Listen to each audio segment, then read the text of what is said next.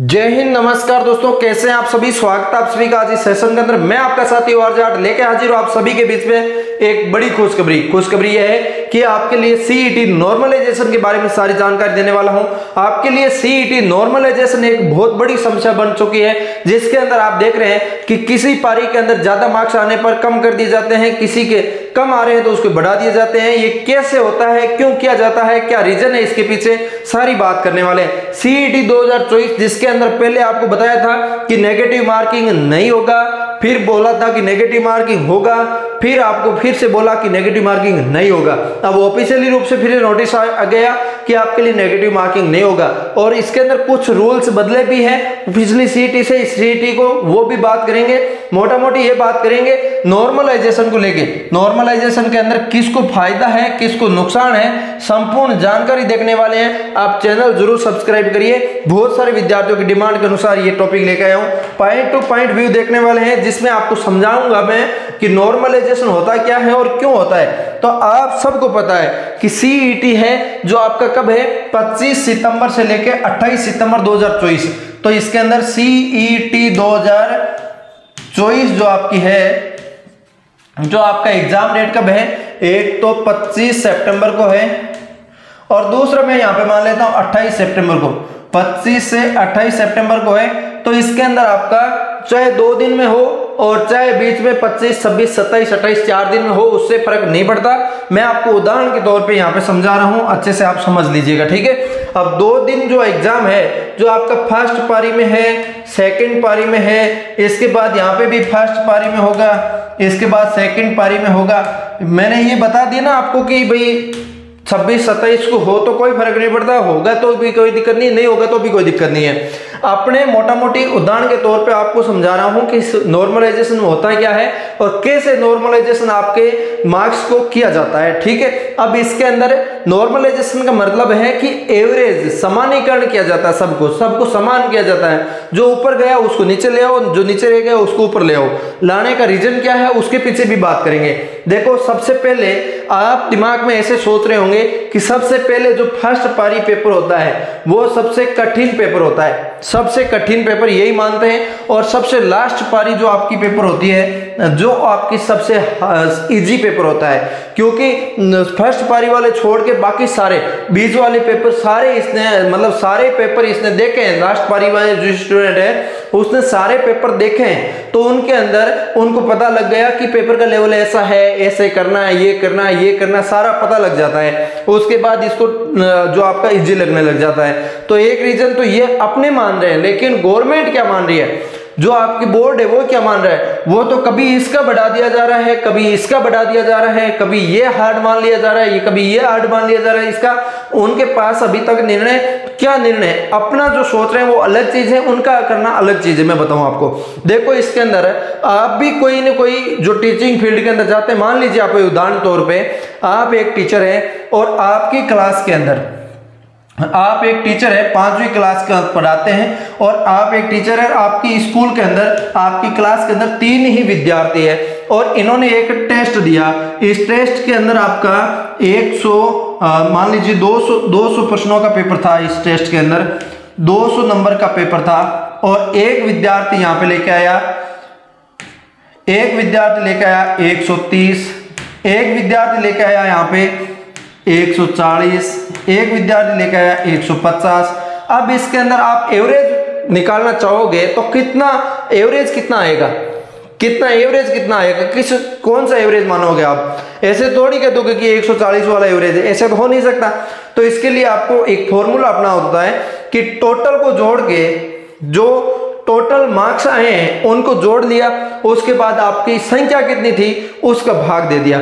तो इसी टाइप से देखो, टोटल को इनको सभी को जोड़ लो, मार्क्स कितना है इनको जोड़ लो, और टोटल स्टूडेंट कितने हैं 3 है, 3 का भाग दे दो। तो यहां पे कितने हुए,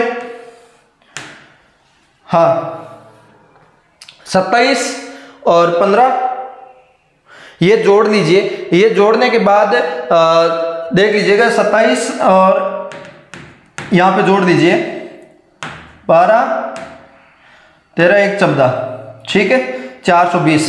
ये 420 आ गए। तो अब इसके अंदर 420 के बाद इसके अंदर आप 3 का भाग दे दीजिए, तो इसके अंदर हाँ 140 एवरेज 140 आ गया। ये तो एक उदाहरण के तौर पे सीधा सीधा मैंने निकाल दिया कि 140 ऐसे आ गया। लेकिन अब इसके अंदर आप सभी का डाउट्स चल रहा है कि इसके अंदर अब ये तो छोटे फॉर्मूले में निकाल दिया, बड़े में कैसे निकालेंगे? तो बड़े का क्या होता है मैं बताऊं आपको।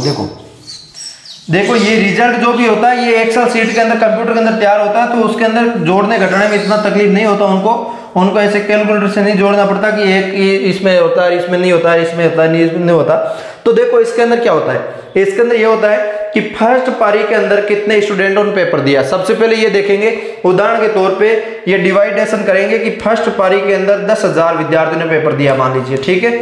अब इसके अंदर 10,000 विद्यार्थियों ने पेपर दिया है और फर्स्ट पारी के अंदर 300 में से आपके सीईटी का 300 नंबर का पेपर है, इन 300 में से एक विद्यार्थी लेकर आया 100, मान लीजिए एक विद्यार्थी गए 90, एक आया 150, एक से 120, इस टाइप से अलग अलग विद्यार्थियों के अलग अलग नंबर आते हैं।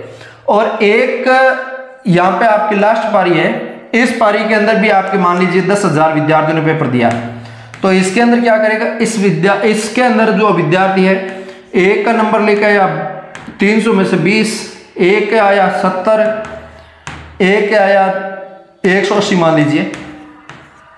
देखो मैं मोटा मोटी चीज बताऊं, ये गवर्नमेंट जो रूल निकाल रही है इसके अंदर ये भी तो हो सकता है कि जो आपके फर्स्ट पारी के अंदर बैठे हैं सब इंटेलिजेंट स्टूडेंट आ जाएं, थर्ड पारी के अंदर बैठे हैं वो और इंटेलिजेंट आ जाएं, या फिर सारे ही कमजोर हो जाएं। तो ये अलग अलग मैटर करता है, हो सकता है ऐसा होने में, बट बड़ी बात नहीं है। लेकिन अपने इसके अंदर गवर्नमेंट जो मान रही है वो चीजें मान रही है, ठीक है। अब ये क्या करेंगे, इस टाइप से जितने भी स्टूडेंट 10,000 विद्यार्थी, मैंने 3 का उदाहरण लिखा यहाँ पे, जितने भी विद्यार्थी जितने भी जिस स्टूडेंट के जितने नंबर आए इन सबको यहाँ पे जोड़ करेंगे, यहाँ पे प्लस करेंगे सबको, और इनके अंदर ये भाग दे देंगे 10,000 का, 10,000 का भाग दे देंगे। एवरेज मान लीजिए सभी के आया 150, 150, ठीक है। सभी के एवरेज 150 आ गए, सभी को जोड़ के और 10,000 का भाग दिया, 300 में से 150, 50% सभी गए, इन सबको जोड़ा। अब इन सबको जोड़ा, जोड़ने के बाद निकल के आया कि 150 की जगह, ये 3 का उदाहरण दिया मैंने, यहाँ पे आपकी 10,000 विद्यार्थियों की संख्या लिखनी है, 10,000 का यहाँ पे लिखोगे तो बहुत बड़ी हो जाएगी, लेकिन यहाँ पे उदाहरण के तौर पे ये 3 की जगह ये 10,000 है, यहाँ पे ये 10,000 विद्यार्थियों के अंदर है। हो सकता है किसी के 10 नंबर ही आए, नहीं हो सकता किसी के 300 में से 270 ही आए, ठीक है। उस हिसाब से सभी को जोड़ने के बाद टोटली एवरेज निकाला इन्होंने, तो 135 नंबर एवरेज बेटा। उनमें इन्होंने क्या किया, टोटल एवरेज भाग दिया, इन संख्या को टोटल को जोड़ के 10,000 का भाग दिया, 135 नंबर आए। इन इधर इस शिफ्ट वाले के अंदर 135 नंबर आए और इस शिफ्ट वाले का यहाँ पे 150 नंबर आए। तो इन दोनों को ये क्या करेंगे, इक्वल यहाँ पे करेंगे, ऐसे करेंगे इक्वल, इनको दोनों को बराबर मानेंगे कि ये 150 आया वो 135 के लायक है, 135 वाला 50 के लायक है। तो ये क्या करेंगे, इसका तो 15 माइनस कर देंगे, इसका 15 और इसका 15 प्लस कर देंगे, तो ये 150 हो गया इसका 135 हो गया। तो दोनों का इस टाइप से मिक्स कर दिया, ठीक है। ये इनका फॉर्मूला रहता है। अब फॉर्मूला जो रहता है वो भी आपको मैं बता दूंगा, इस टाइप से ये कर देते हैं, ठीक है। अब एग्जाम डेट मैंने आपको बता दी, एग्जाम डेट कौन सी है, 1/3 माइनस मार्किंग थी वो भी हटा दी, अब कोई टेंशन लेना नहीं है आपको। अब इसके अंदर मैं आपको बता दूं 3 जो मोटा मोटी अपडेट है, तो वो आपका इसके अंदर एक तो सबसे पहले कि नेगेटिव मार्किंग लागू होगी, ये नोटिस के अंदर जारी किया था, इसके बाद इनको हटा दिया था, कोई अब नेगेटिव मार्किंग नहीं होगी, आपको ये तो मन में नहीं लेना नेगेटिव मार्किंग नहीं है, ठीक है। और इसके अंदर 4 विकल्प की जगह आपकी बार 5 विकल्प दिए जाएंगे, सबसे बड़ा अपडेट ये है। और सरकारी नौकरी की पात्रता के लिए आपको 40% कर दिया, ये सबसे बड़ी अपडेट है। पहले 15 गुना था, अब 40% सबके लिए लागू कर दिया। अब इसके अंदर बढ़ता घटता कैसे वो बताऊं, ये बच्चे की एक मार्कशीट है पिछली सीईटी की, जिसके अंदर आप देखो रिटर्न के अंदर मार्क्स आया 108, इसका इसके अंदर नॉर्मलाइजेशन के अंदर बढ़ा के 112 कर दिया, इसके 4 मार्क्स बढ़ गए। इस हिसाब से क्या करेंगे, इनके बढ़ गए, ये सिस्टम इनका है, ठीक है। अब इसके अंदर एक विद्यार्थी ये है, जिसके अंदर आप देखो इसके अंदर इसके विद्यार्थी के नंबर आए 44, इसके 3 नंबर घटा के इसके 41 नंबर कर दिए। इस टाइप से कम ज्यादा कर देते हैं, ठीक है। ये जो मार्कशीट मैंने इस टाइप से आपको बताई ना, और नॉर्मलाइजेशन का मोटा मोटी गवर्नमेंट का जो फॉर्मूला है मेरे समझने में यही बेटा कि इस टाइप से ये जो निकाल रहे हैं ये फॉर्मूला है, ये फॉर्मूला आपको और भी देखना है डिटेल में तो आप देख सकते हो, ठीक है।